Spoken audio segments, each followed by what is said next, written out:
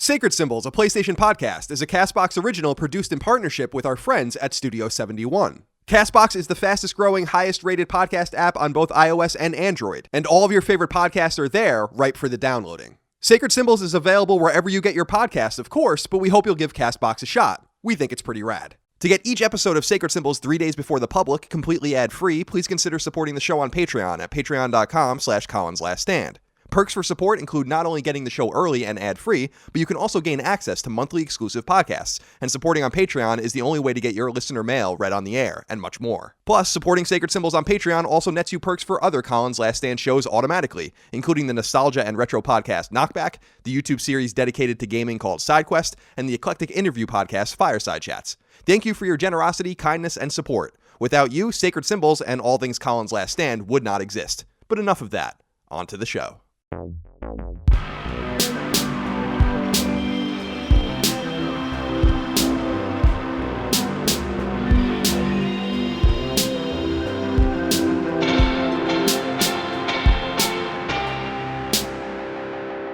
Greetings and salutations. Welcome back to Sacred Symbols, a PlayStation podcast. My name is Colin Moriarty. This is episode 27 of the show, and today's episode, as we've been kind of teasing, or as I've been teasing over the last couple of episodes, is going to be a little bit different than the episodes we've done in the past. The basic gist of it is that Chris is out in New York. I'm jealous because I want to go to New York too and see my family, but Chris is in New York with his family for the holidays, and so he's not in LA to record with me, and I felt like it was kind of inappropriate for me to go and ask for a co-host from someone in kind of the ecosystem because I'm recording this on the afternoon, early evening of New Year's Eve. So I would have had to go to someone and been like, hey, it's New Year's Eve evening. You want to spend it with me talking about PlayStation? That would have been a really tantalizing thing. So instead, what I wanted to do, as we've been teasing, is I wanted to sit and do a fireside chat style episode with you guys where I take your questions, comments, concerns, thoughts, and ideas. This is an abnormal, irregular episode of the show, and we simply talk about what you guys want to talk about in terms of PlayStation and kind of the ecosystem, and I think we're going to have a lot of fun. Got a ton of submissions over at Patreon, and I've reduced that list down to 29 questions, comments, concerns, thoughts, and ideas that we'll go through today. All things PlayStation, going from PS1 all the way to PS5, what we assume will be called PlayStation 5, and everything in between. Lots to talk about, really excited about it. Before I proceed, though, I should remind you that this show is supported on Patreon at patreon.com/ColinsLastStand, and every week on Fridays, it goes live for the public, but you can get the show 3 days early by supporting the show on Patreon. You also get it ad-free. There are other perks, including the ability to submit the aforementioned questions, comments, concerns, thoughts, and ideas. That's the only way you can do it, is supporting us on Patreon. And if you're new to the show for some reason, not every episode is like this. In fact, this is the first episode that is like this. I usually have a co-host. His name is Chris Raygun. He's a comedian. He's a YouTuber. He's a gamer. But again, he's off with his family, so this is going to be a one-off. So I want you guys to gather around. I want you to gather around, not too close. Don't get too close. But let's gather around and talk about what you guys want to talk about. Enjoy this day. Enjoy this kind of turn of the year. Before I get any further, I guess I should also wish you all a very happy New Year. This is going to go live on New Year's Day for patrons, and it'll go live a little bit later for everyone else. So I hope that you had a safe and enjoyable New Year's celebration. I hope that 2018 treated you well. I hope that 2019 treats you and yours even better. I'm wishing you all much prosperity, much success, much health, much happiness in this new year. So again, nothing unusual about this episode. We're not going to do what we're playing. I played a ton of stuff this vacation, but I'm going to save that for when Chris is back. The next episode, by the way, is going to be our Game of the Year Awards episode. We'll do news, we'll do the drop, we'll do everything as usual, and we'll give away our zany list of awards. We want to do things a little bit differently than other podcasts and other shows are doing it, where they talk only about, their favorite game. Like, what is the game of the year? We'll obviously talk about that, but I want to give away strange awards too. Like the game that I forgot I played this year, like awards like that. So I think it's going to be a lot of fun, and we're looking forward to that. But we'll get back into everything, the news and your insights and all of that kind of stuff next week. So thank you for your patience. I just don't want to go a week without doing a show ever, if I can help it. I am a little bit sick. I've been feeling down, actually, since I returned from the East Coast to see my family. I returned on the 20th, I think. No, that's not true. Was it the 20th or was it the 15th? Jesus, I don't even remember anymore. It was something like that. Anyway, since I've been back, I haven't really been feeling very well. I'm finally going to the doctor on the 2nd to look into this, because who knows what I have. I might be dying. This might be the last episode of Sacred Symbols. I have no idea. So let's take advantage of this time by talking about what you want to talk about. And I want to start with Dan Vale, who wrote in and said, with the PS5 announcement seemingly imminent, what new features are you hoping to see? Any features you hope they don't waste resources on this time around?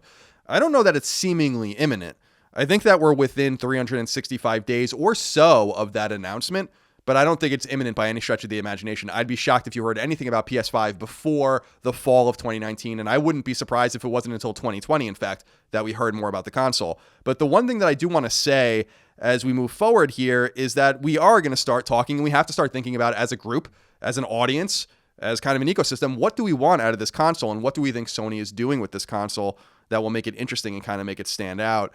And I think that what they have to focus on first and foremost, Dan, and I think everyone out there is going to agree with this, is they need to focus on games first. This was a major initiative, as you'll remember, with PlayStation 4, something that totally separated it in every possible way from the reveal and those early days, those really bad early days of Xbox One. And obviously, Microsoft has turned it around in an amazing way under Phil Spencer. He deserves incredible credit for what he's done. Really an impossible lift that he's in the middle of doing right now. And obviously, they're going to reveal and release, I think, their new console well before PlayStation 5 is released. So we have this kind of exciting thing to consider in that regard as well in terms of the competition. But I think that if they're not focused first on games, the fidelity of games, the exclusivity of games, kind of attracting all sorts of different games, from the smallest indie games and the free-to-play games and all of that, mobile ports and things that maybe you and I don't want to play, all the way up to the most staggering AAA and, dare I say, the Microsoft term of quadruple A games.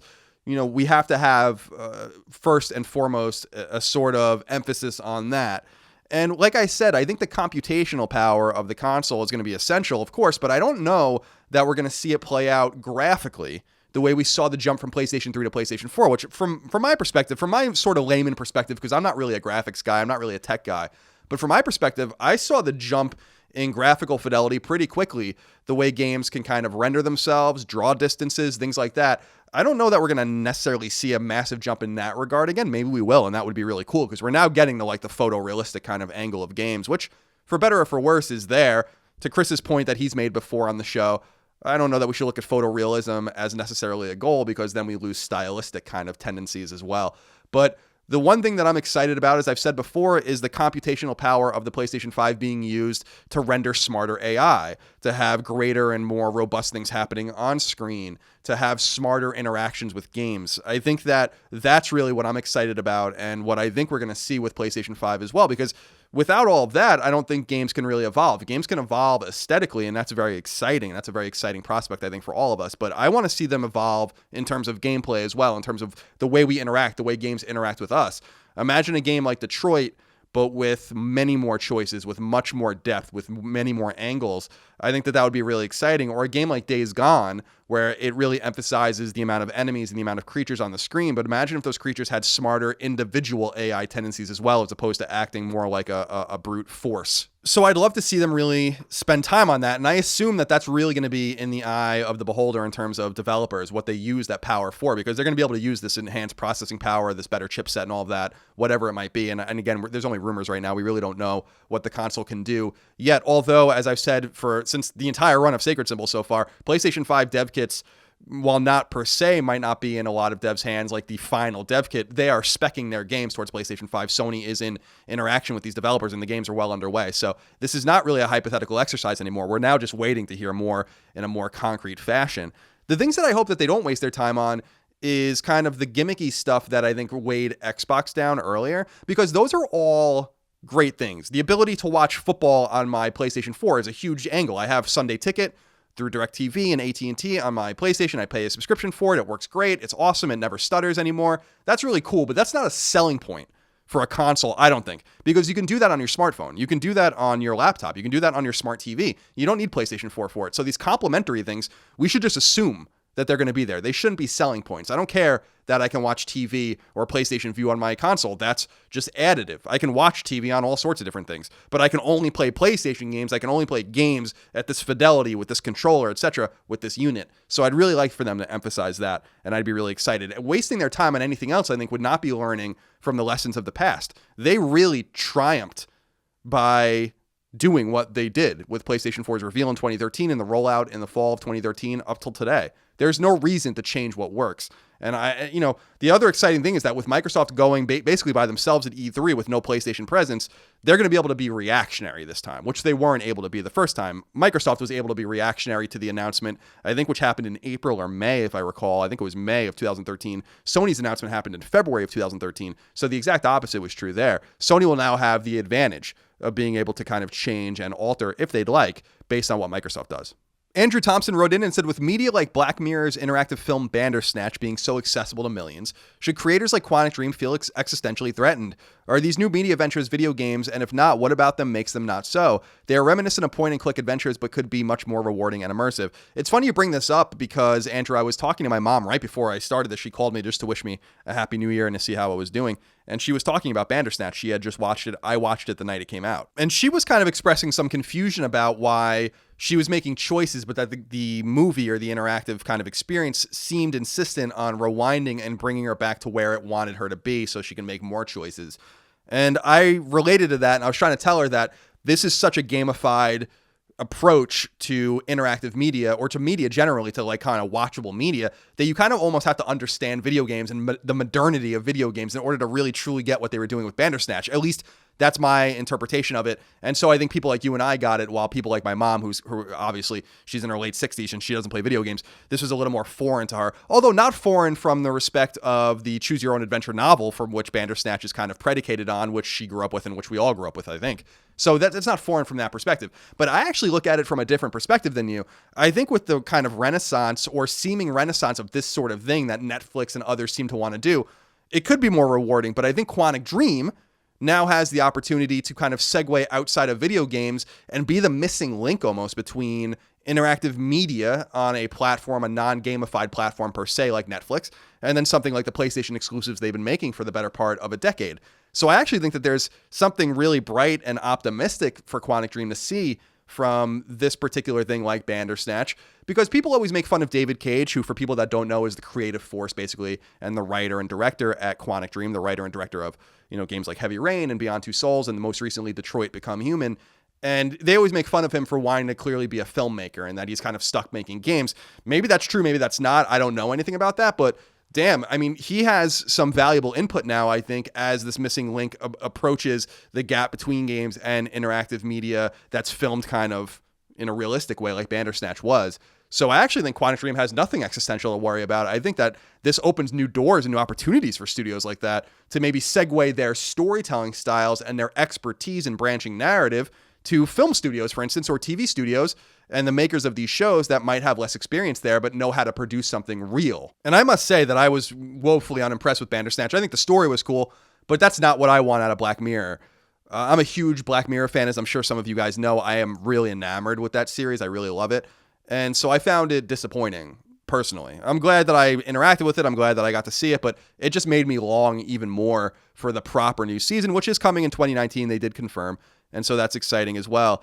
But I agree with you, Andrew, that they are reminiscent of point-and-click adventures, but could they be more rewarding and immersive per se? I guess, but I don't see why or how that would necessarily be true just because it's real. I think that if anything, the only thing that the advantage that Bandersnatch might have over something like Detroit Become Human is that because it is real, it will attract people that are put off by video games or don't take them seriously. But I don't think that they necessarily have a greater potential just because it's real. In fact, I think games like Detroit Become Human are much better than Bandersnatch. Michael T. Bailing wrote in and said, "Hi, Colin. There's rumors going that Death Stranding is going to be coming out in 2019. Do you think it would be at the end of the year?"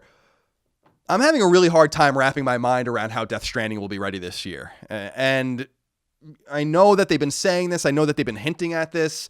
I know that people thought that the game was going to come out last year. Someone tweeted at me a joke. They put a calendar reminder in, like probably 3 years ago, but with me promising that the game will not come out before 2019.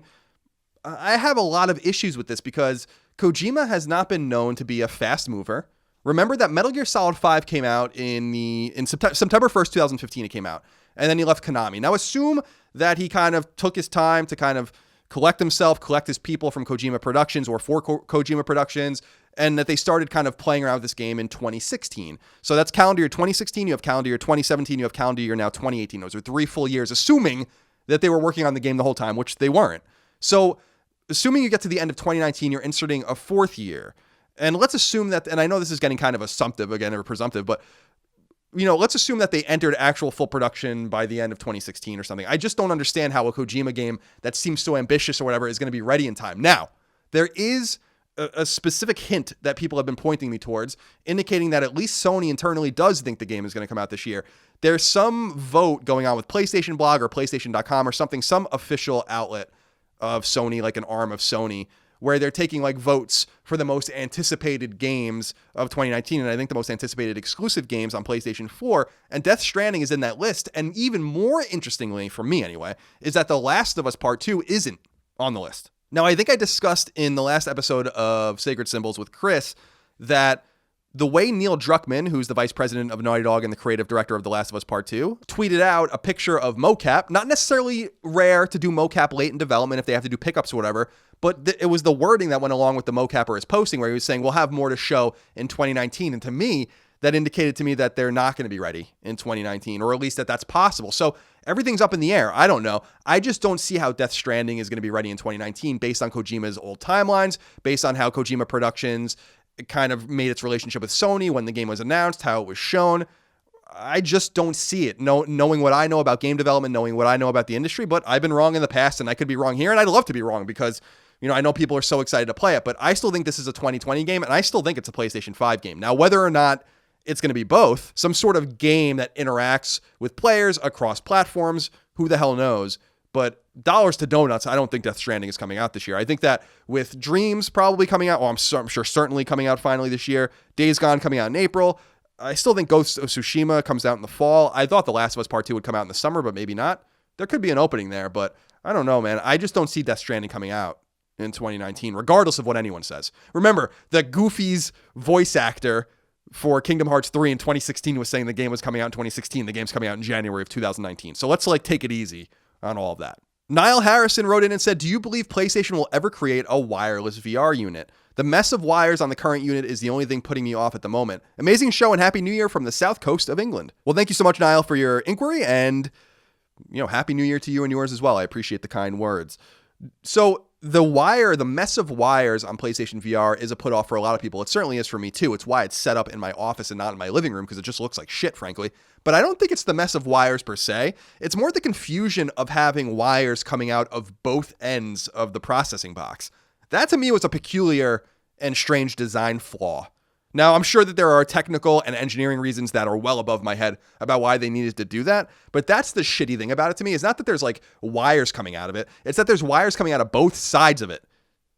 Permanent wires that you would need to have in to play it. So it makes it almost like there's no way to set it up in an elegant way, in an elegant fashion. And that is a problem. Now, I firmly believe that PlayStation VR is a part of Sony PlayStation brand's future. I believe that. PSVR had a really good year, actually, and is well outselling its competition. You hear a lot about Oculus and Vive and everything, but PlayStation VR is doing significantly better. And while PlayStation VR's install base is a fraction of PlayStation 4's install base, so it's really, 1 in 25 people or so own PSVR that own a PlayStation 4, not a huge install base, therefore not very attractive to publishers and third parties and to developers.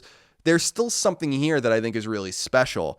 And do they need to make it more elegant? I think they do. And what I think is going to happen is that you're going to have some sort of backwards compatibility on PlayStation 5 with old PSVR, but I think that they might complement PlayStation 5, whether at launch or later on, with a new VR unit. Maybe the processor or the processing power, the processing unit will be kind of redundant because it will be kind of built into the box and you'll have some more elegant solution.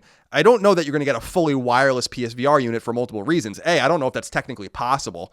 To really render a game, have it running at 120 frames a second, basically in your, both eyes, and it's, all this, and it's all happening wirelessly or something. I don't know if that's possible. But the other thing is cost. You have to keep costs in kind of your frame of reference as well, because the reality of the situation is that you could get a more powerful VR unit than PlayStation VR. You could have easily gotten one and built one years ago. But it's about how much it costs. And remember, PSVR was the same cost as PS4 at the time that it came out. So it's an expensive unit. It's an expensive kind of investment for gamers. I think they do need to get and wrap their minds around that.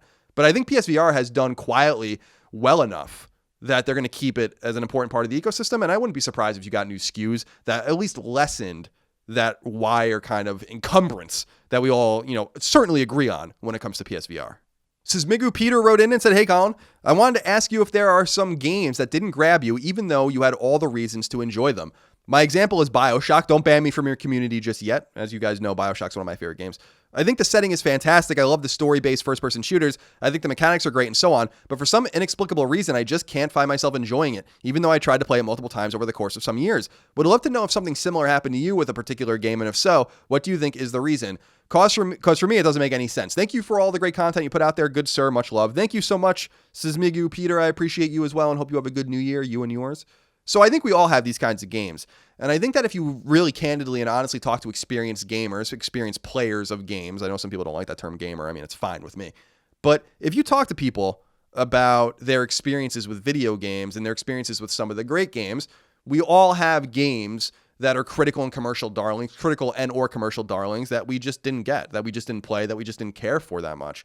And I think that that's something we all have to embrace because that's just kind of comes part and parcel with the subjective experience of playing video games. If there was an objective notion of a game being good or bad above all else, then I think we'd have a really boring kind of ecosystem. We'd have nothing to talk about. It would be very, Orwellian almost, in the sense that like we all have to agree. We all have to have, there's groupthink and wrongthink and all that kind of stuff about, something subjective like art. And video games, of course, are art. So with BioShock, yeah, that surprises me that you don't like it because I think BioShock is impeccable. But who am I to say that your experience with that is wrong or that there's something kind of, wrong about not enjoying a game like BioShock, even though many other people enjoy it. And two games come to, mind for me that are more recent that I've experienced with this as well. One that I've worn out and I don't want to talk too deeply about is Zelda Breath of the Wild. I played it for, 15 or 20 hours. I think it's interesting. I think it's very well made. I think it's very surprising to play something like that on Nintendo hardware because something like that doesn't exist. On Nintendo hardware, it didn't exist. And so I'm really appreciative of that.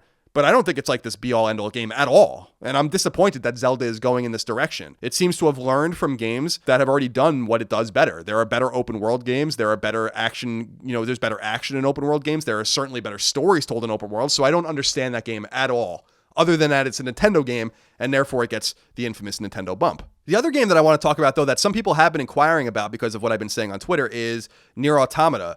And a few weeks ago, not even maybe, I put out a plea with people in the audience saying, like, I'm just looking for something to play. I want to play a playable, arcadey action role-playing game. I don't want to play fucking Dark Souls. I don't want, I'm not looking for examples like that. I want to play something like arcadey and playable. And people had kept recommending me Nier Automata, which I had played a little bit when it came out, but just didn't really care for it that much. And so I downloaded it and I played it again. And I don't know. I just don't like it. I didn't get very far at all. I played it for maybe half an hour. Actually, Chris was here. I think it was maybe after we recorded the last episode, in fact, when this all happened. He was here waiting for his plane and I was playing it. And I'm like, this is fine, I guess. But then I got to this boss creature. I beat it, but then I got to another boss and I died. And then it kicked me back to the beginning of the game. I know that there's different endings and I know I have to look into it, but I was like, I don't find this fun at all. I don't get this at all. But I know that people really swear by that game. So who am I to say that they're wrong? Who are they to say that I'm wrong, though? So I think that those are examples that come to mind for me more recently, but I'm sure that there are a bunch of them. I feel like sometimes we all come off as haters by going against conventional wisdom, but I actually think that that's kind of essential to having a vibrant and honest conversation about video games, or really just about anything. Alex Gonzalez wrote in and said, "Afternoon, gentlemen." Well, it's just me, so gentleman. Colin, I downloaded Super Life of Pixel and Killzone Shadowfall and loved both of them. That's really great to hear. They are both incredible games. Now, next needed recommendation, where do I start with Metro? I've heard you talk about the story and I'm really intrigued, but what game do I start with? You start with Metro 2033 and then you work your way to Metro Last Light. Metro Last Light came after Metro 2033. Metro 2033 is the original Metro game based on the original Russian novel, and then you go on from there. So yeah, start with Metro 2033, which, by the way, didn't come to PlayStation platforms until later. In fact, we got Last Light first, and then Metro 2033 came out later because Metro 2033 originally, as you guys might remember, was an Xbox 360 and PC exclusive.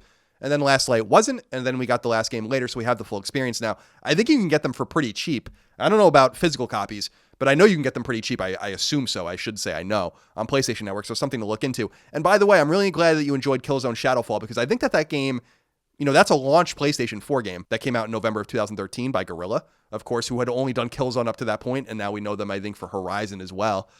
Well, I don't think we know them for Horizon as well. We do know them for Horizon as well. And I feel like that game kind of got lost in the mix over time, but I actually think that was a really great game.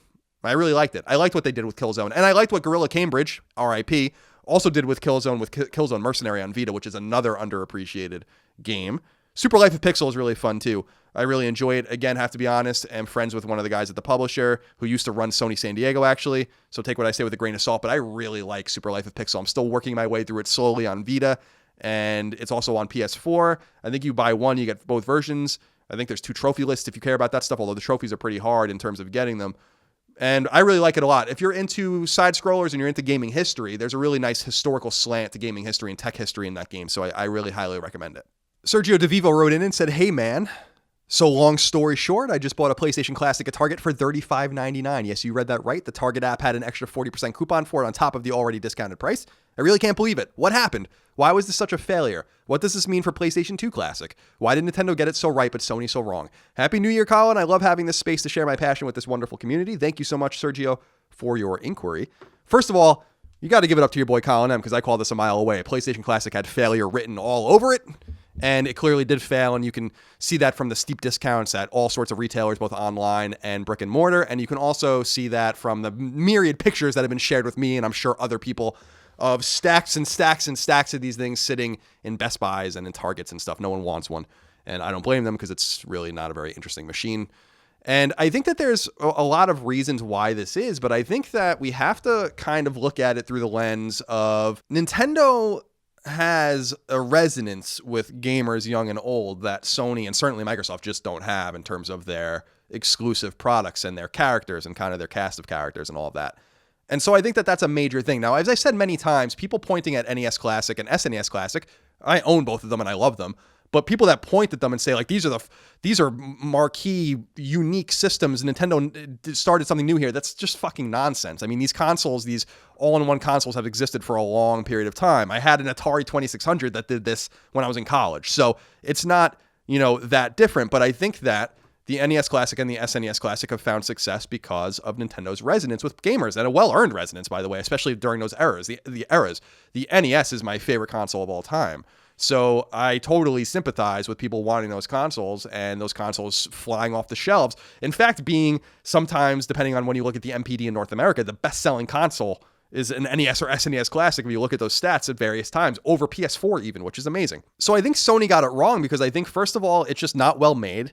It had bad press. It doesn't have a great catalog of games. As we talked about in the past, I mean, we're talking about PAL regions of some games and the North American versions of some games, and they're not loading right. They're not rendering right. It's kind of shoddily made. It doesn't include a DualShock controller for some reason. You can't expand it. You can't go online with it. And I've said in the past that I think that they really had the opportunity to do something really cool here, make a classics machine that somehow emulated maybe PS1, maybe even PS2 games, maybe some sort of trophy support or some sort of PSN support where you can kind of add games. Maybe the console costs $49.99. Maybe it comes with 1 or 2 games. Maybe it comes with like Metal Gear Solid or Final Fantasy VII, something to get you in. And then from there, they parlay you to a marketplace where you can buy games. I think that they had the opportunity to do something like NES or SNES Classic, but really expand on it in a thoughtful way. And they just didn't take advantage of that opportunity. And that's a real shame because it was a special opportunity that was granted to them based on, the momentum of PlayStation as a brand. PlayStation as a brand is doing great. It's doing better than it really ever has done. Well, especially since the PlayStation 2 era. So this was a time for them to really strike while the iron was hot, and they didn't. I don't think, what does this mean for PS2 Classic? I think this means the PS2 Classic is stillborn. I don't think that the PS2 Classic comes out if it was ever even planned at all.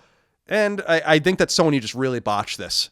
And I think the people in charge of this project should be ashamed of themselves because this, while not necessarily a slam dunk guaranteed, was still something worth noting, was still something that could have been cool. And I don't think it's just the catalog of games that's the problem either. Let's be real. The NES Classic had, I think, a really good library of games. I think the SNES Classic had a pretty mediocre library of games, but it's about what those things represent. It's about kind of also the UI and the presentation and the excitement about it and the press about it. And I don't know. I just think that they got it completely wrong. I think it's a shitty machine. Clearly, no one wants one, clearly. And Sony should learn a lesson from that. Clearly. Brandon wrote in and said, "Hey, Colin, if Sony doesn't address its current problems, PSN name changes, backwards compatibility, crossplay, etc., when they announce the PS5, will PlayStation straight up lose the generation like during the 360 or PS3 era? Should Sony be worried about all the companies Microsoft is buying? Thanks." Well, Brandon, the PSN name change stuff has been addressed. That's coming very soon. People are already able to change their names if they're in the beta service. So that's coming, and that's also not a big deal to people outside of the audience listens to Sacred Symbols. So I don't think that that's a big deal. I think backwards compatibility is a bigger deal. I think crossplay is somewhere probably in the middle. I think crossplay is going to become an expectation. I think it is becoming an expectation. Watching Sony kind of bend its knee with the Fortnite situation was really interesting because they realized that they were losing. They realized that they couldn't possibly maintain this status quo, that it's just not realistic based on the way games are interacting and merging with each other. And you see that a lot with what Bethesda was saying about their, I think it's an Elder Scrolls card game that's kind of, can be between console and even mobile and stuff like that. And obviously we saw that with Rocket League on PS4 that can play with PC, but they wouldn't open up their architecture to other console manufacturers, and that's just kind of a backwards way of thinking. So I think that that's being ameliorated, and I'm not sure that that's super germane to the conversation. The backwards compatibility thing, I think, is a big deal, though. And I think the reason it's a big deal is not only because there are a minority of gamers that want to be able to put discs into their console from previous generations, and I don't know if that's necessarily going to be possible at all, but it's a big deal with digital ecosystems and digital kind of libraries. I have literally almost 500 games on PlayStation 4 digitally.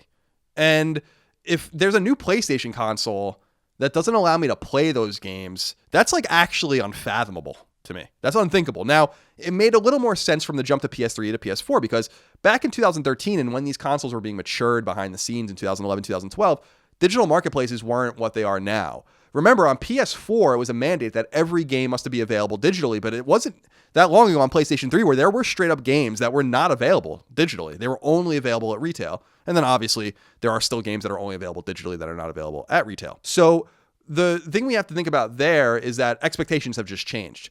It would be unthinkable for Sony to not make PlayStation 5 backwards compatible with PlayStation 4. I think that that's basically guaranteed. I'd be shocked if that wasn't baked into the cake.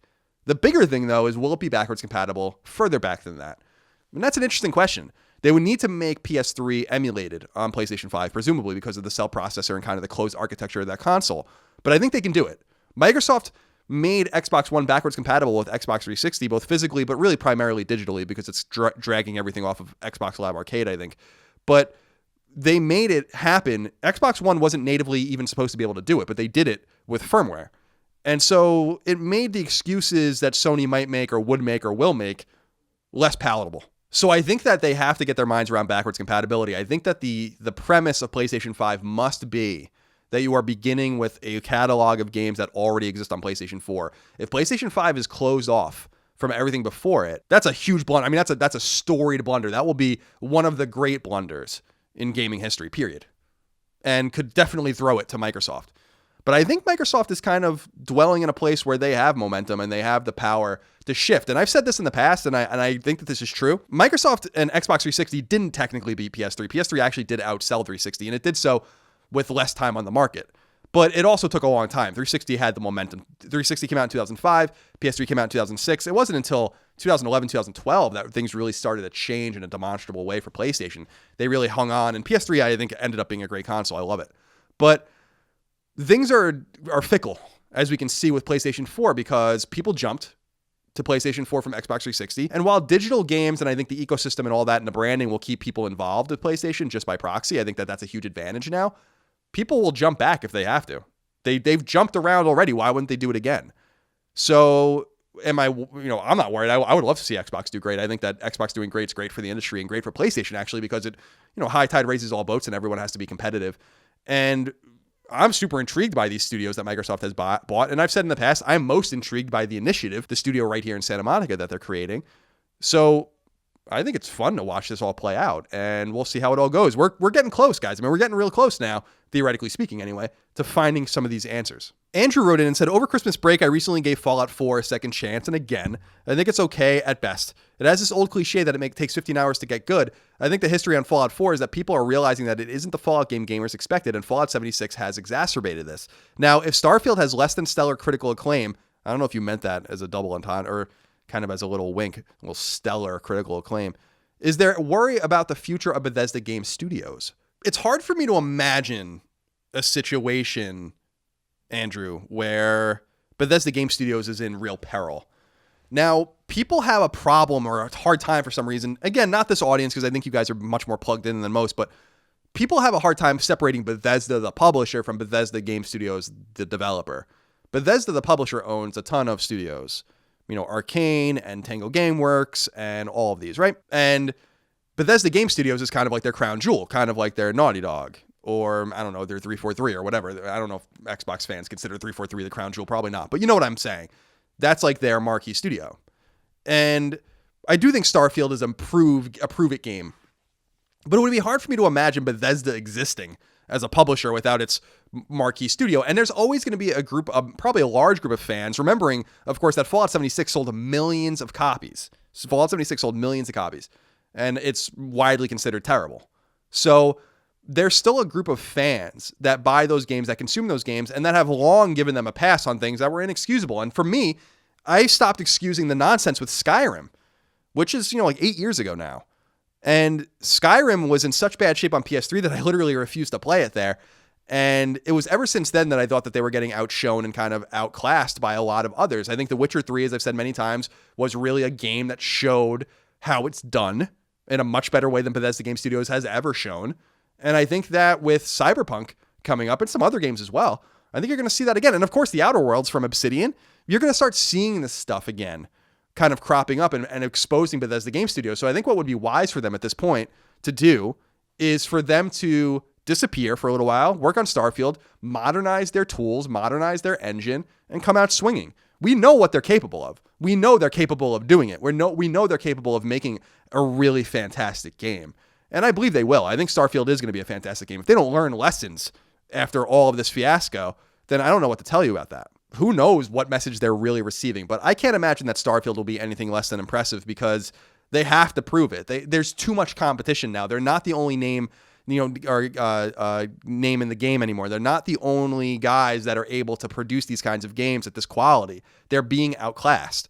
So if they continue to kind of fall into this rut or stay in this rut, then yeah, could it spell the end of them? I suppose. But again, they're so intrinsically linked with their own publisher that I think they'll always exist and always get funding.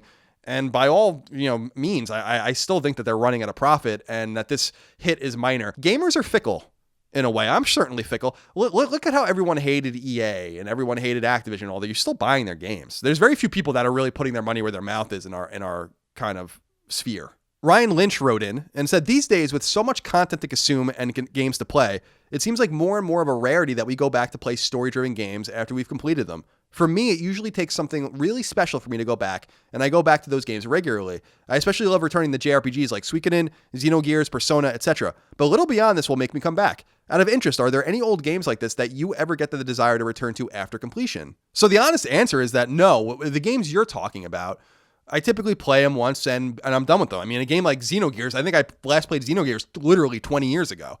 I think I got it for Christmas in 1998, actually. So it literally is almost 20 years ago, or about 20 years ago. So that's the last time I played it. The games that I typically go back to, though, are more action-oriented affairs. Like, how many times have I played the Castlevania games or the Mega Man games or the Mario games? Those are the games that I find much more replayable. And the reality is that once I kind of experience a story, unless I really love it, like BioShock or something like that, or The Last of Us, I don't know that I need to experience it again from a different angle. You kind of take, or at least I take what I get out of those games and I move on to what's next. And I think most players are that way because, as you said at the top, and as I think it's a really good point, Ryan, is that there's just so much out there. There's so many shows. There's so many podcasts. There's so many games and sporting events and whatever, hobbies. I don't want to dedicate my time to doing something I've already done per se. I mean, that's a very rare thing for me to do in any sphere. The fact that I rewatched The West Wing or that I rewatched Downton Abbey, for instance, which are shows that I really love, that was an ode to how good those were for me. But that's kind of rare. And I'm always kind of encouraged by the fact that there is always something new out there to kind of entertain me. And if I want to go back, I have that option as well. But that's not something that's necessarily appealing to me. Like once I really take a lot of, pleasure, for instance, in once I platinum a game or finish a game, I usually just delete it off my console. So, just moving on. I have the trophies to prove that I did it to myself. Like I can go back and look at that and remember that. But you got to move on. Ray Briggs wrote in and said, hey, Colin, I know you loved the PS3 like me, and there were some fantastic games on it. Do you think we will ever see another Infamous, Little Big Planet, Resistance, or Ratchet & Clank? Infamous was probably my favorite series from that era, and I was really hoping for a final game with good ending Cole from Infamous 2 versus the evil ending for Delsin. In the new age of never-ending DLC and expansions for single-player games, I would love one last Infamous game with never-ending content like AC Odyssey. This is an interesting question, and, I think that you have to mix together, at least this is my perspective. And you're right, I love PlayStation 3, and I think PlayStation 3 was a great console. It's one of my favorite consoles of all time. But you have to mix in the want for something new with the want for something familiar or something old. And I think that this is something that Microsoft has generally failed at with Xbox. As I've said in the past, I think that it's somewhat strange that they've made entire studios not only dedicated to franchises, but named after things in those franchises, which like forever at least seemingly tethers 343 to Halo and tethers the Coalition to Gears of War.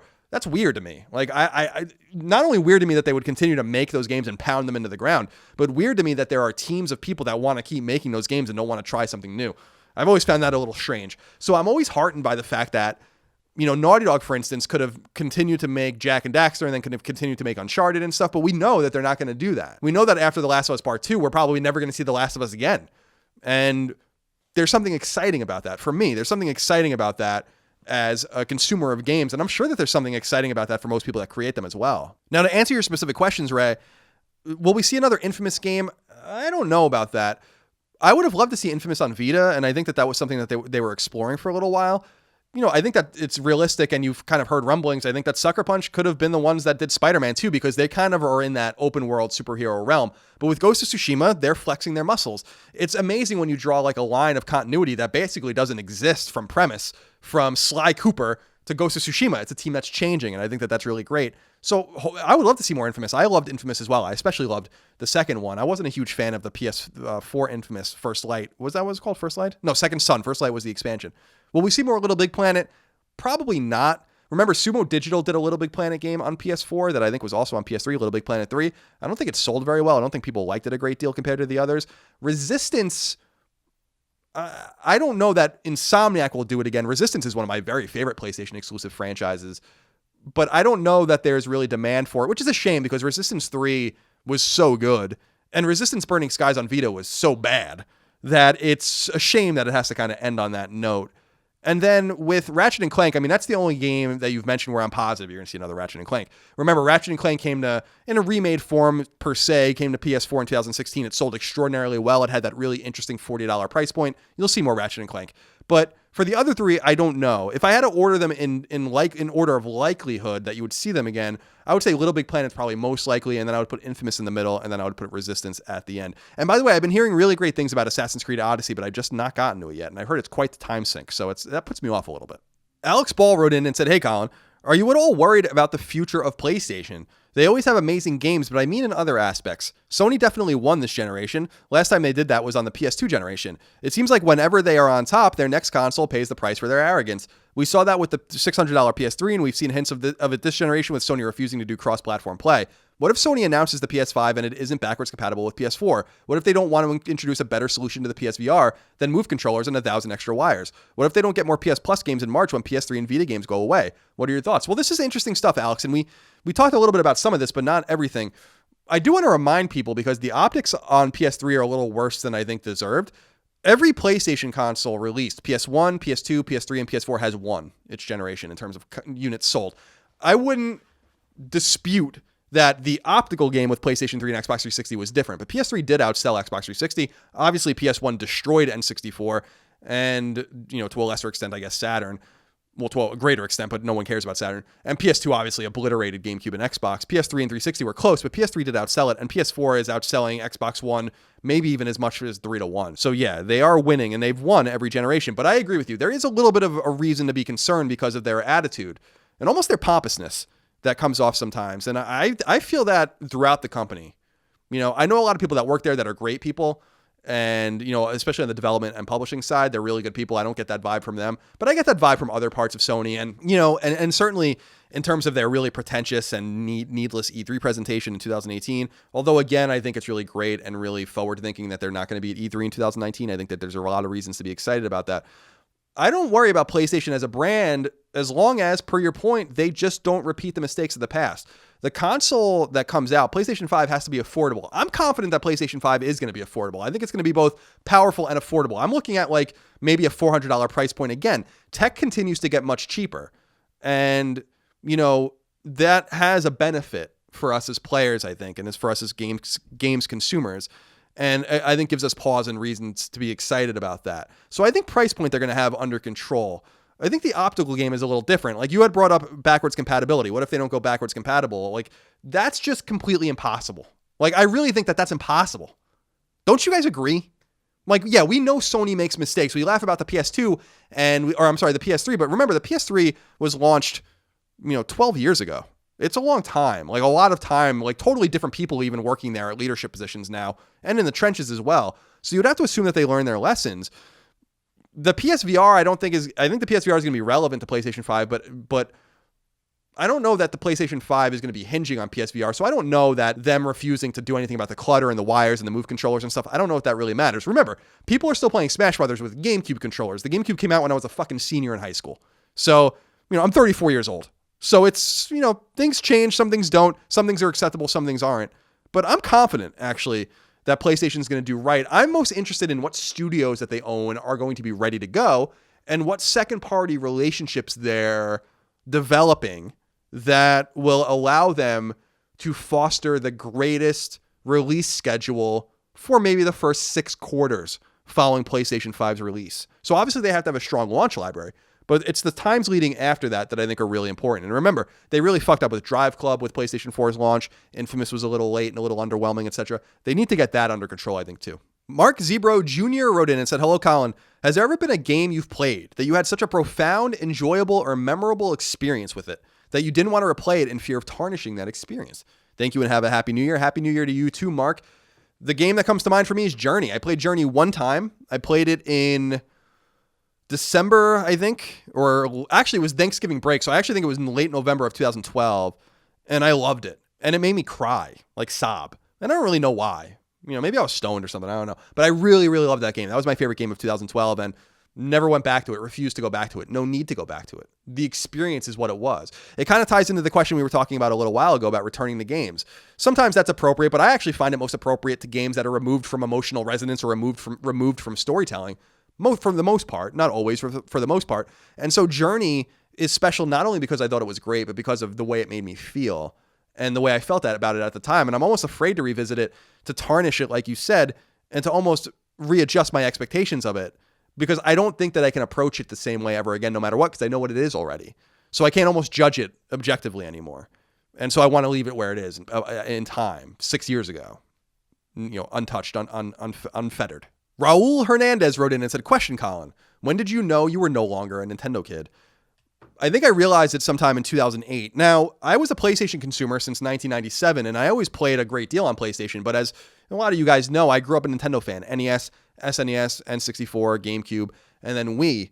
And it was the Wii itself that I think really, I felt disenchanted with it. And I was also a big handheld guy with Game Boy Pocket, and Game Boy Color, and Game Boy Advance, and DS, and all that.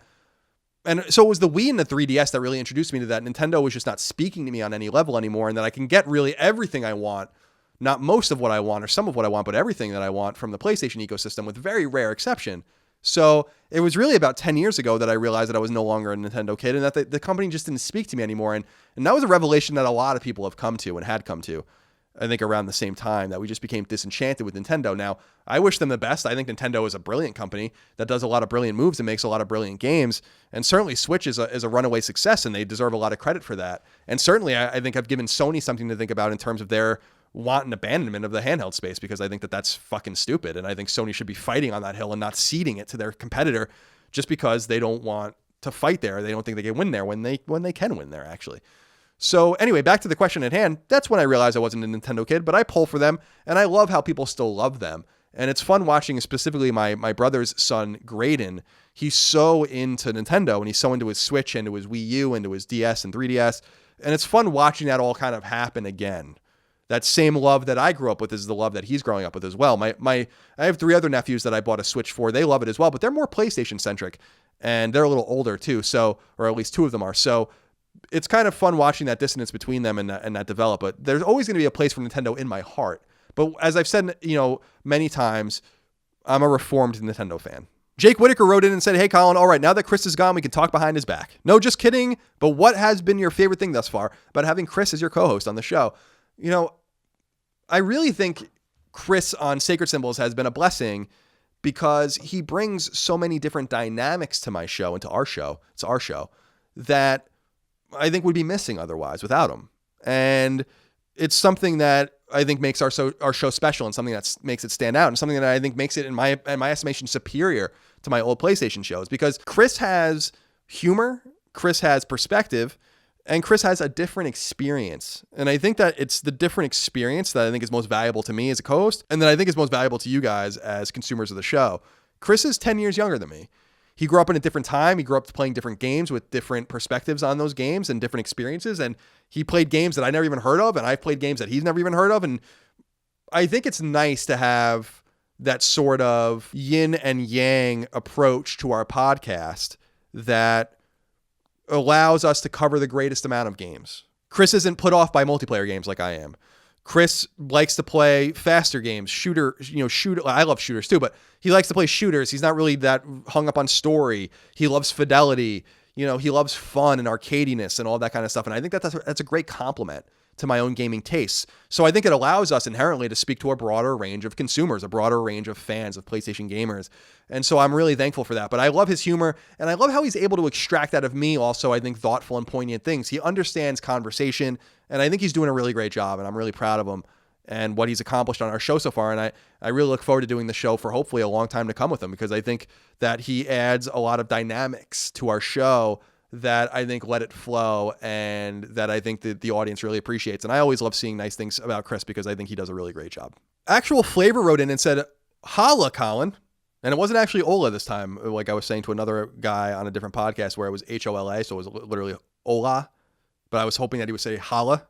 And Actual Flavor actually did say holla. This question isn't directly related to PlayStation, but I am curious what you think about all of the hoopla circling some of gaming's biggest publishers. I keep seeing the usual suspects surrounding the alarms around Activision Blizzard, EA, etc. regarding sell-offs and downsizing. Is this just part of a usual trend that large companies go through during times of industry change, or do you think there is something bigger going on that we've yet to see? As always, thanks for the hard work and cheers.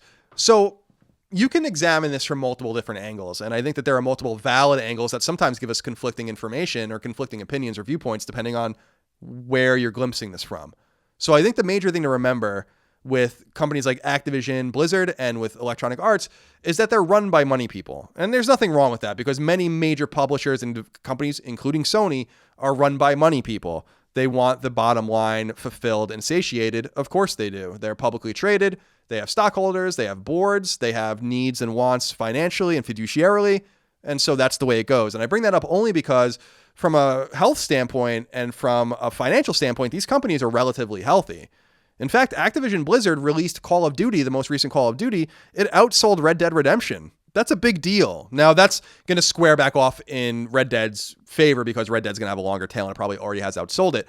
But the month that those games came out, it was amazing that, Call of Duty outsold it. That's a huge win for Activision. And that was kind of a big gamble because it didn't have this is a different game. This is a different Call of Duty game. It doesn't have a campaign for the first time, and it has like a battle royale thing going on, and it's entering a very competitive market fraught with really appealing and attractive free-to-play games like Fortnite.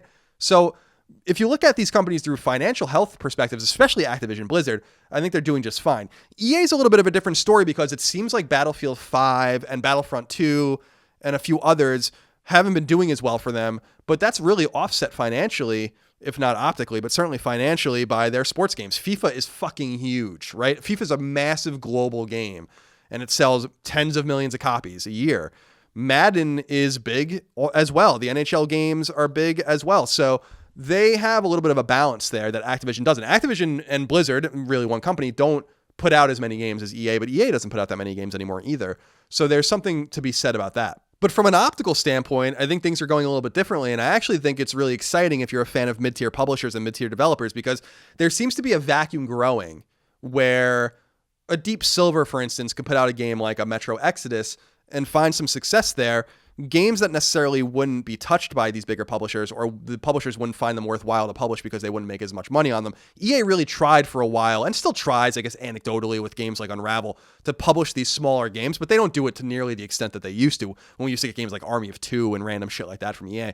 So it's an exciting time to explore that middle space again. And I don't think we're going to have that literal middle space again that I think THQ represented and that I think THQ Nordic now represents with their ridiculous amount of, B and C tier games. But it's exciting that with the optical waning and the release waning of those big publishers releasing fewer games and all of that, that there's room on the calendar now for other games to come out. So I'll be really keenly interested in watching Blizzard specifically because, as you've said, there's been a lot about Blizzard. Heroes of the Storm, I think, is basically canceled. and they're kind of trying to put stuff into more profitable ventures. But Blizzard is a money machine. Once they release the games that they know people want, like Diablo 4, for instance, they're going to be right as rain. I mean, they're going to be perfectly fine. And as far as EA is concerned, they always have these fallbacks with not only their sports franchises and their annualized franchises, but the microtransactions on those, especially with FIFA and Madden, that make extraordinary amounts of money for them. But if you're looking for quality, if you're looking for something different, if you're looking for something that might be more narrative driven, more single player driven, lacking loot boxes and microtransactions, you're going to have to look elsewhere. And I think that's what's so fun about it. Now, as far as generational shifts and stuff like that are concerned in terms of the commerce of games, that does happen at the end of generations because things are starting to dry up and people have to start making investments in products that aren't announced yet, for products that are not going to come out for a while and that they simply cannot talk about. So it's kind of like hedging your bets. And I assume if you looked at the books for these companies in the 2005 era, 2004 era, and then looked at them again in 2011, 2012, although we were in the middle or kind of coming out of a financial crisis at that time, you would see something similar going on. They have to start making future investments for unknown products that won't do well. And remember, EA, for instance, was very much in bed with Microsoft because everyone thought Xbox One was just obviously going to do great, just like Xbox 360 did, and it didn't work out very well. So we're going to see how that all plays out as well. But people are starting to put their money on the table, but they're still holding their cards. We can't see them yet, but they know what's going on. And so it's an exciting time. I think it's an exciting time to be a consumer and a kind of an enthusiast. Drew Green wrote in and said, "Hey, Colin and Chris, my brother-in-law just got a PSVR for Christmas and he set it up at our Christmas get-together last night, and I was surprised how immersive it was. It actually had me considering purchasing one. I think if the next iteration is wireless and has a better resolution, it actually could be the future of gaming. I played Beat Saber, which is an absolute joy. It even had my wife, mother, and sister all playing it, and they couldn't care less about video games, besides kind of gimmicky or tailored games to their remotes. I think games in which you use the DualShock controller may be best on a VR, a game like RE7 or Doom or Skyrim. What are your thoughts on the future of VR, how it got into people's hands and how to get it into people's hands, and actually try it, and do traditional games that use a controller have place, or they're even better on a VR system? Thanks for your input." There's a lot to unpack there. So the first thing is that I think, and I've said, and I felt this way for a long time now, and I feel this way still, that the potential of VR, the true potential of VR, whether on PlayStation consoles or elsewhere, is outside of games. Now, I think that VR games are really fun. Like, I had a really great time with Moss this year. I think Tetris Effect was a really great game in PSVR, but also a great game on its own. So I think that there's great experiences that are, game-centric experiences on PlayStation VR, and games that I'm still excited to play. Like, I'm really excited about Vacation Simulator next year and things like that. But I think that the future of VR is going to be much more democratized by doing other things on it, like going to concerts, going to football games, going to basketball games.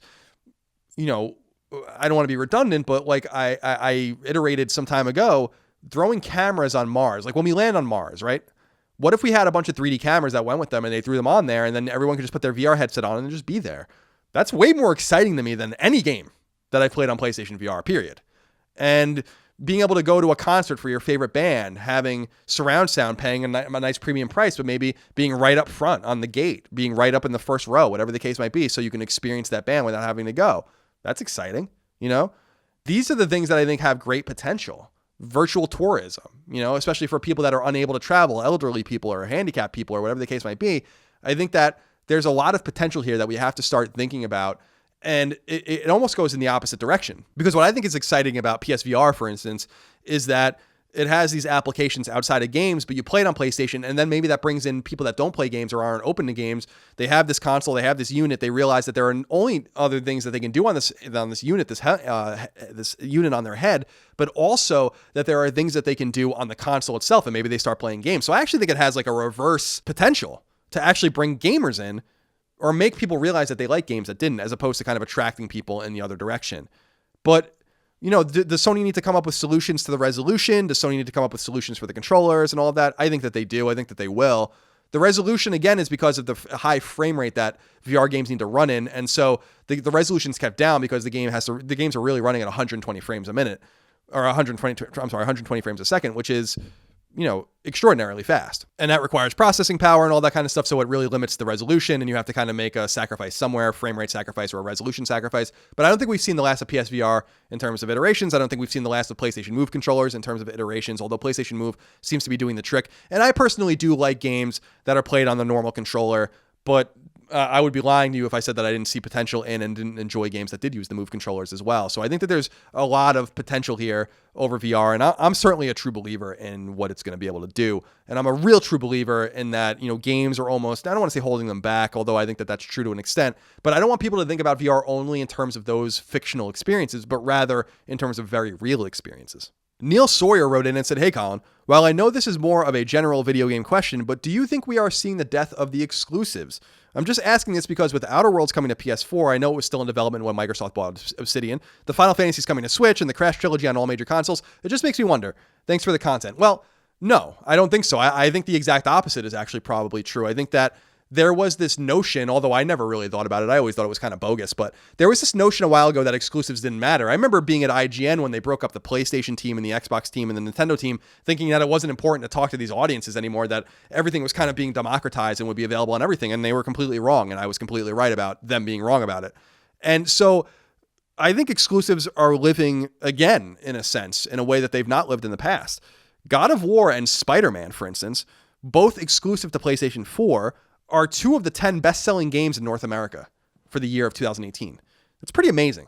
They're only playable on one console.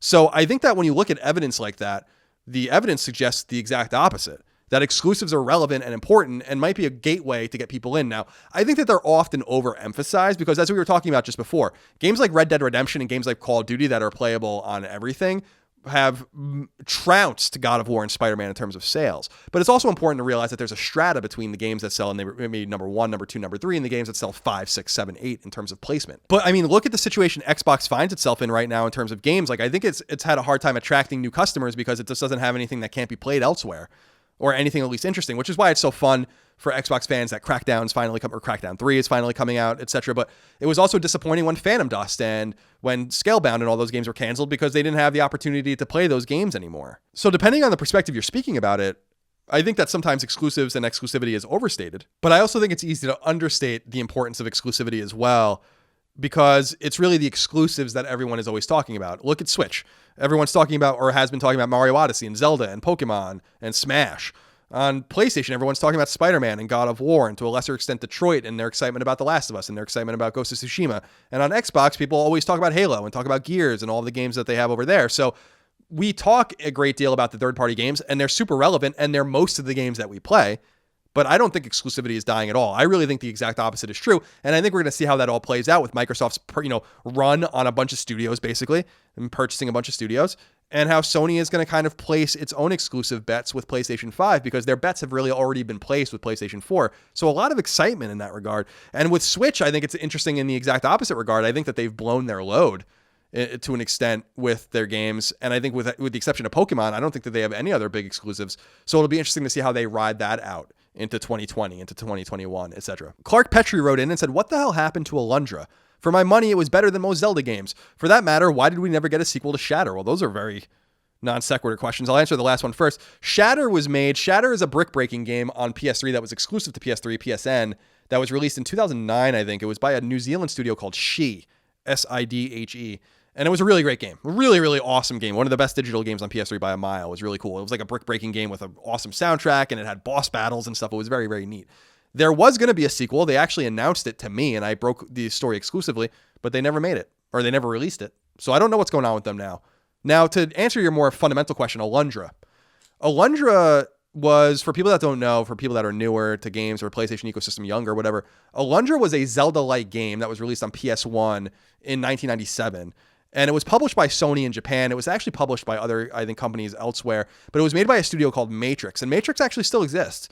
Matrix is more known now. They're a Japanese team. They're more known now for porting Final Fantasy games to iOS and Android. They made that Omega Labyrinth series that I think was on Vita recently. They did place, or I think they most recently did Professor Layton ports for the iOS and Android, but they still exist. And there was actually a sequel to Alundra called Alundra 2 that came out in 99 in Japan, 2000 in the States. Activision actually published it outside of Japan. But Sony owns the IP, and there has been no Alundra for 18 years, and I assume Alundra will never come back. But I think that people have similar questions about some other some other games too, like Arc the Lad and Legend of Dragoon, Colony Wars. I'm not really sure exactly why these have been abandoned. The thing that is interesting about Alundra is that people really loved that game back in the day. Like, people really did love it. So you would think that they would try to play more in that space, but to answer your question, I don't know what's going on with Alundra. It's been long gone. We haven't had an Alundra game again in 18 years, and I would expect that we won't have any Alundra games ever again. Azan wrote it and said, hey, Colin, will Nintendo own the year 2019 with its exclusives? I don't see how that would be. I think that they have Pokemon, like a core Pokemon game. They just released the last Pokemon game that was kind of an offshoot. I bought it for my nephew. I'd be interested to see if he liked it or likes it. But what exclusives do they have next year other than Pokemon of any significance? Now, Pokemon's going to be huge, of course. But I can't see them owning 2019 with their exclusives. I think Sony clearly has the inside track here with Days Gone, with Dreams, with Ghost of Tsushima, with hopefully The Last of Us Part 2, and like we said earlier, maybe with Death Stranding or some combination of these games. So maybe it's my own bias speaking, although I don't really consider myself a very biased person, but I'm throwing it out there. Maybe it's my own bias, but I can't imagine Nintendo winning with their exclusives in 2019 unless there's like something major I'm missing. But what am I missing other than Pokemon? Smash is out, Zelda's out, Mario's out. John Apocalypse wrote in and said, hello there, Colin and Chris. Chris isn't here, so I'm just going to take your hello for me, John. This question is mainly for Colin, but Chris can you said Chris can chive in. I like chives, but I don't know how he feels about them. I've been wondering why is it in most games still that when you kill enemies, their bodies disappear seconds later. I was playing Fallout 76 and thinking about back in Fallout 3, where even when killing enemies, their bodies would stay in that area forever. How is it that possible with Fallout 3 and not, say, a game like Doom 4? Thanks and gamers rise up. Why do people keep saying that? Gamers rise up. I'm mad. I'm too old for this shit. I'm too old for that shit anyway.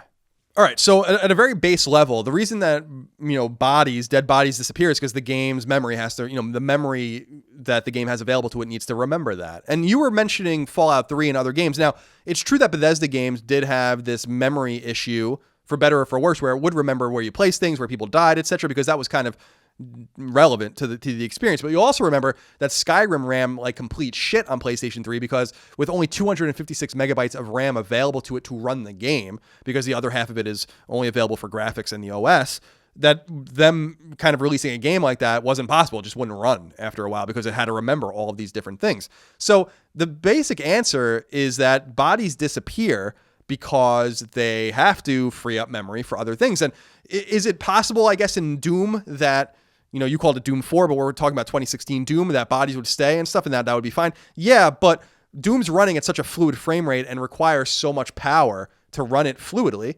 that they need to free up as much resource as possible. And I assume that that's why bodies disappear there. It's just not relevant to the story. An interesting example of how this all works is that with Borderlands 2, when it came to Vita, Borderlands 2, the Vita, the bodies I don't think would even appear. First of all, there were fewer enemies on screen that you were fighting at any one time. And then the bodies would just disappear. There would be no body when you killed someone. It would just be like the thing that they dropped because the Vita couldn't even run all of that. It couldn't even have the body ragdoll. It needed to just show the item that you picked up. So a lot of this is made based on resources.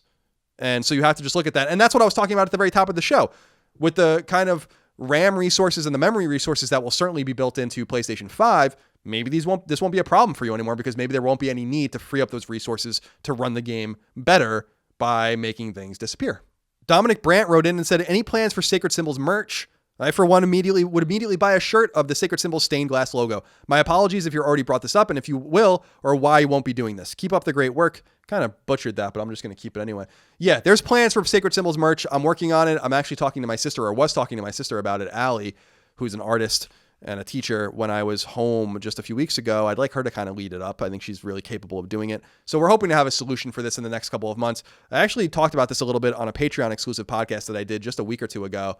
Not even, I don't think, where I was saying that there's just important things to me about merch and I just want them to be done right. I want them to be of the highest quality. I want it to all be made in America because I can finally put my money where my mouth is and manufacture things in the United States. So I'm going to do that. And I just want to make sure that we're working with the right partners and stuff. So as a one-man operation, as a one-man business, I have to kind of put my order of operations in order at all times. And it's on the list and I want to get to it because I know a lot of you guys want it. So I really hope to have a solution for you very soon. Thank you for your inquiry. Alex Miranda wrote in and said, hello, Colin. In regards to 2019 and the year we have ahead of us, do you believe Sony getting radio silent for the next year, at least it seems like that until PSX 2019, is the best move for the company? Keeping consumers in the dark can be dangerous, especially when it comes to the transition period, and other companies can capitalize in this. Looking at you, Microsoft, and Nintendo, please do something to force Sony to try next generation. Do you think we will see the usual recession in the PlayStation's ecosystem after a console dominates a generation, or will the first few parties currently in their hand be ready to go? And will they be ready? Will they be ready to go and will it be enough to carry the PS5? So we talked a little bit about this, but I wanted to bring this question up, Alex, because you specifically bring up the wisdom of Sony going silent. And I think that there's a lot of wisdom in it, because I think that it showed them listening to an extent where at other times they haven't listened. Remember, we didn't like, or at least many of us didn't like the E3 presentation in 2018. They listened to that. So they're just not going to go to E3. There's nothing to be shown there. They probably could have safely not gone to E3 last year either. And I think that there's a relevance to that. I think that it shows that they have their ear to the ground at least a little bit and are listening. But I think that what people who are shocked by this, disappointed by this silence, or worried about it, I think that what they're missing is something very key, something very important, that it creates massive intrigue. The less Sony says, the more you're almost going to hear, because it creates a vacuum for information. And as you said, this could be bad. Like, people can make up their own minds and let others, especially Microsoft, run with the ball. But I think that there's a risk aversion to this too that Microsoft needs to be aware of, in the sense that when they have the ability to take the ball and run unencumbered and run it right into the end zone, they better hope they don't fumble. They better hope they don't run out of bounds. They better hope that they snap the ball in time, because there's no one on the field to stop them. And could that work against Sony? Sure. But that could work for Sony too. Imagine if Microsoft is going to announce and maybe even roll out its console this year. I totally believe that. And what if it's underwhelming? And what if Sony just continues to say nothing? That's exciting. So it's a gambit. That's all I'm trying to say is it's a gambit. And when you gamble like this, then you have to kind of be willing to lose and you have to be willing to win. And I think that Sony is just kind of taking its time and putting its ducks in a row and making sure everything's lined up just so before they say anything. And I think it's quite deliberate. And so I take a lot of heart in that, but I understand that video games are so driven on hype, unfortunately, and the hype machine and everyone's excitement and all of this kind of nonsense, this marketing nonsense that too many people fall for, that I understand that it's very unusual and unorthodox for Sony to do what they're doing. But I think that it's kind of exciting. James O'Donnell wrote in and said, "Hey, Colin, with this being a hugely successful generation in terms of sales numbers and money made, it's safe to say that console gaming isn't going anywhere soon. Obviously, these numbers are great for console gamers and video games in general, but development costs of AAA video games are continuously on the up. With the announcement of the next generation of consoles seemingly on the horizon, I was wondering if you think 2019 or 2020 is finally the time we see an increase in the price of new games. The likes of PS Now and Xbox Game Pass have definitely helped gamers save on some big titles, but I just can't see the $60 or euro price tag lasting or being any way beneficial to cover the insane costs these games have to make. I think the main issue with an increase in price is who decides to do it first. With how much time I put into Witcher 3, Bloodborne, and most recently Red Dead 2, I would have happily paid more. If there was to be an increase soon, what do you think that the new price would be? And do you think that the price increase would receive a lot of backlash? Huge fan of all things CLS and cannot wait for what 2019 holds."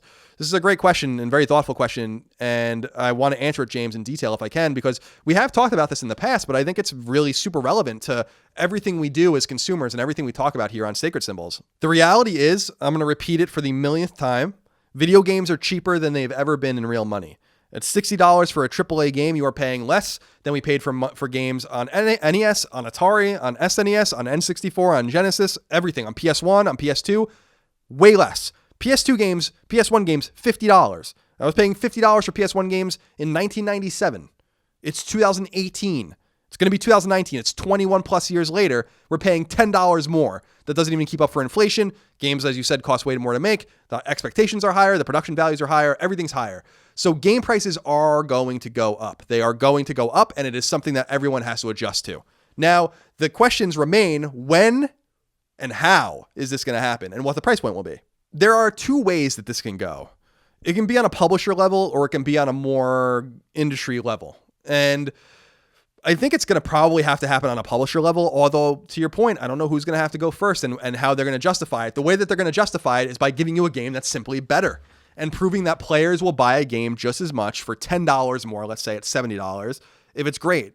So if Cyberpunk comes out and it's $70 and people are willing to pay it, and it really doesn't seem to affect at all the amount of games that they sold and they made more money, then I think you're going to see some positive signs there. And if anything, this will allow the pricing points to be explored even more at the retail level, the way that they're explored at the digital level. Like, I thought Tetris Effect was a great game, but I thought it was way too expensive at $40. But I thought $29.99 was a great price point for it. And so I think we're going to have to see some exploration there as well. But I think that, if I was a betting man, I would imagine that the price increase is going to come with the new consoles. And the only interesting thing about this is that the consoles are probably going to come out maybe as much as a year or more apart from each other, because I think that the new Xbox is going to come out first. So it begs the question, Will this happen generationally once the last console is out? Will it happen when the first console is out? Will it happen at a publisher level? Or would the very unexpected thing happen and the prices stay the same? I just don't see that happening. I don't know how you can continue to make the games that they're making, spending 4 or 5 years on them for $60 a game. It just doesn't seem reasonable to me at all. And people that are complaining about how much games cost just really have no idea what they're talking about. I hate to be that straightforward and that blunt, but they just have no fucking idea what they're talking about. You know, when we were buying NES games in 1989 and 1990 for $40, $50, $60, and you're buying fucking Mega Man 4 for $60, and then you're buying The Witcher 3 for $60 almost 30 years later in real money, it's insane. Mega Man 4 can be beaten in like 45 minutes. You know what I mean? Like, so we have to really start thinking realistically about the people that make them, the publishers that need to make money, and the whole ecosystem of how, you know, games are not altruistic. They're not made for altruistic reasons. They're made to profit. Everything's profitable. And if it's not profitable, it doesn't exist. So these are questions that we have to overcome. And people that are kind of sticking their head in the sand and pretending that this isn't about to happen are insane and deluding themselves. And to your point, will there be a backlash? Yeah, there's going to be a backlash, but people are just going to have to deal with it because $60 for a game is just not reasonable for, you know, like you said, The Witcher, for Spider-Man, for God of War, for Red Dead. I think it's totally reasonable to say these are $70 games. These are $80 games. And I also think it's reasonable to say on the other side, this game is $50. This game is $35.99. Like, why are we so hell-bent on just charging the same amount of money for all retail games? It's strange. All right, there are 5 more questions to get through. Let's get through them. Neo JD wrote in and said, hey, Colin, what PS4 game do you think most people slept on in 2018? My answer to this is Detroit Become Human. You know, Detroit Become Human sold a couple million copies, which is a good success for Quantic Dream, and I'm sure Sony's happy with that. But I think that you could make the argument, and I will make the argument, that Detroit is better than God of War, and Detroit is better than Spider-Man. And I know this is very controversial with a lot of people. They're very different games, of course. But I think Detroit, on a pound-for-pound experience, on a pound-for-pound level, rather, giving me the experience it gave me, I loved it. I loved it. And I was so disappointed that more people didn't give it a chance. And I hope that maybe at a discounted level, or maybe it'll be a PS Plus game one day or something like that, I hope more people give it a chance, because I think that Detroit Become Human was a truly great game, a truly fantastic game, a real feat in narrative and story and in playability within the realm of narrative and within story. Quantic Dream was coming off of a game that a lot of people didn't like in Beyond Two Souls, and my expectations for Detroit, frankly, couldn't be any lower. So it didn't only exceed my expectations exponentially by orders of magnitude, but it delivered one of the most memorable and interesting experiences I've had on PlayStation 4 to date. And it's certainly one of my favorite games on PS4. So I think that that's the game a lot of people slept on. And if I can encourage you guys to go play something and try to enjoy something that might be a little bit off the beaten path for you, Detroit Become Human is one of those games. I know a lot of people have an aversion to story-driven games or games with not a lot of action and not a lot of violence, but we have to explore different ways of playing. And this was a totally valid way of playing and a totally valid exploration of gameplay and elements and story and narrative and nonlinearity that I think should be celebrated. So go play Detroit Become Human if you haven't already. Substance104 wrote in and said, Dear Colin, I know it's too early to talk about PS5, but with Sony skipping E3, what do you think about the timelines for the new announcements? Will Sony have a PS meeting in February? Will they have a Nintendo Direct style broadcast in Q2? Or will they stay quiet all the way till a PSX blowout in December for PS5? Thanks. So I think that what's most likely is that they don't say anything at all this year.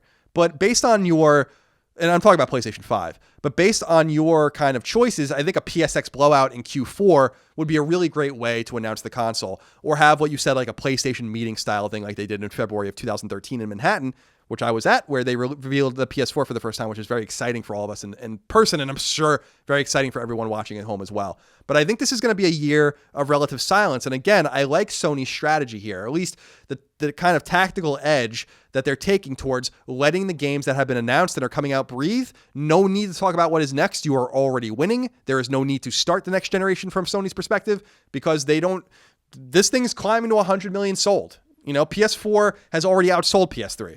It's only been on the market for, a little more than 5 years now. So they're marching forward silently because the games are doing the talking, and I expect that they're going to let the games do the talking for most of 2019. If I were betting, again, based on what you're saying, I think you're going to see the reveal of the console in February of 2020, and I think the console will come out in October or November of 2020. I think it was going to be ready to go in 2019. I think it could have probably still been ready to go for 2019 as of a while ago. Games are well in development for the console and have been for a long time, especially exclusives, but there's no reason to get in the way of PS4, and I think that was their calculus. There's just no reason to get in the way of the PS4. There's no demand, really, for PS5. PS4s are still flying off the shelves. PS4 games are still selling extraordinarily well. There's an impetus with Microsoft to start the next generation, just like there was an impetus for them to start the Xbox 360 generation early, and they did because they're losing. So of course you want to refresh, and that's why you're seeing a dissonant pattern with these two consoles, as opposed to a more kind of in sync pattern with Xbox 360 and PS3 towards the later end in PS4 and Xbox One, because they were so close, they were so neck and neck. That is not the case this time. Chris Buston wrote in and said, Colin, I have this strange game preference, and feel free to give me your opinion on it. I find myself prejudging games based on their rating. That is, an M-rated game feels like a selling point to me, while I prejudge a T-rated game as being watered down. I suppose this is analogous to my distaste for PG-13 action horror movies. What say you? Does this preference make me a complete weirdo? As always, thanks for the great content you create for us fans. You're very welcome, Chris. I don't think it makes you a weirdo, but I dare say it might make you a little closed-minded, and I want you to take that as a kind of a nudge, not an insult, because I'm nudging you towards experiences that are rated differently that you might enjoy nonetheless. I don't like this emphasis on violence and on adult themes in games as if it's the only thing that really matters. I think it's silly. I'm not saying it's like one of the great games of the year, but Spyro Reignited Trilogy, I played the shit out of Spyro and Spyro 2 on that. I platinumed both. I'm like halfway to the platinum in Spyro 3. I probably just won't go back to it because I'm kind of bored of it now. But the point is these are games for everybody. These are games that literally my 6-year-old nephew's playing right now. And I loved it. And I love playing them. And I loved keeping an open mind about that. Another good example is the game Moss on PSVR, which is extraordinarily good. And you might not have given it a chance because of its rating. So I don't think you're a weirdo for it, but I'm encouraging you to just keep a more open mind, because I think you'd be surprised by what's out there across ratings.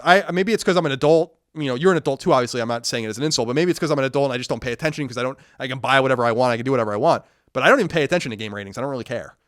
It's totally irrelevant to me. I know it's much more relevant to children and parents, but it's not relevant to me. So maybe a challenge for you, Chris, into 2019 is to just not pay attention to that at all and see what games are attractive to you based on subject matter, based on trailers, based on whatever the case might be, based on our recommendations here on Sacred Symbols.